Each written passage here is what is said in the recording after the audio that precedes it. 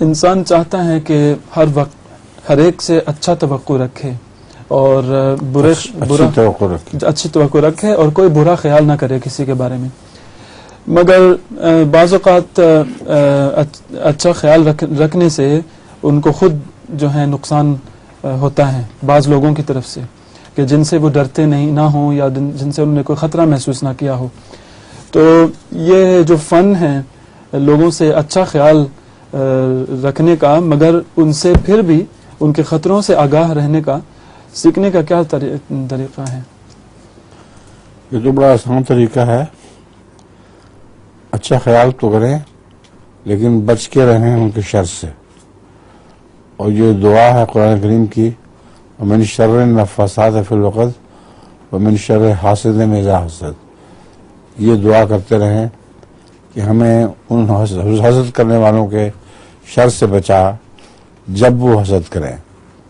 تو اللہ تعالیٰ اس دعا کے نتیجے میں ان سے بچا لے گا.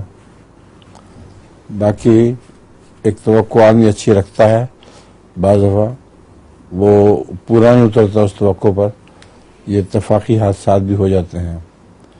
اس نے گھوڑے کو پیار کر رہا ہے اور وہ ایک دم منہ مار دیتا ہے.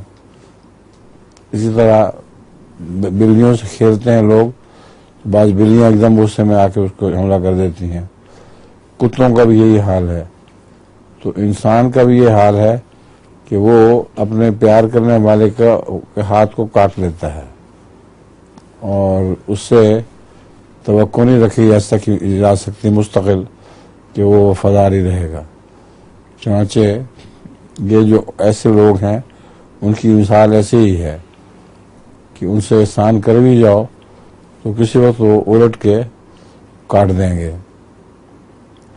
ایک عربی کا مشہور مقولہ بھی ہے، مقولہ میں ایک کہانی ہے. وہ یہ ہے کہ ایک شخص تھا، اس کو اپنے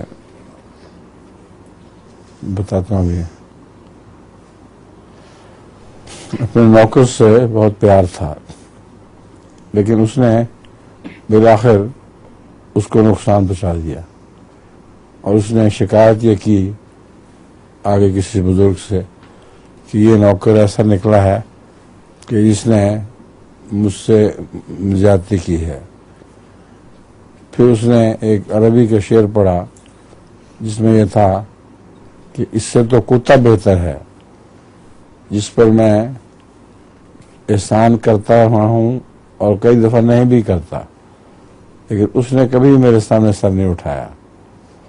اور یہ ایک ایسا نوکر ہے کہ جس پر میں احسان کرتا رہا اور اب احسان ایک بھول گیا ہوں تو یہ آگے سے بکواس شروع کر رہا ہے.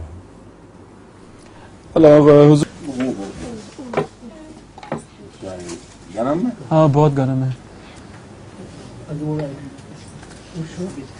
ہاں جی پھر اچھا